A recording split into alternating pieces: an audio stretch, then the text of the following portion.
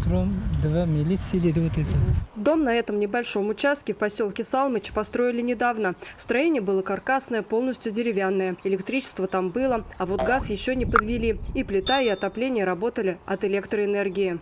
А вы на стройке были в этот момент, когда огонь вспыхнул вообще? Нет, я утром пришел, я не видела, да. Огонь вспыхнул накануне ночью. Сообщение о том, что двухэтажный дом объят пламенем, на номер вызова пожарной охраны поступило в 23 часа.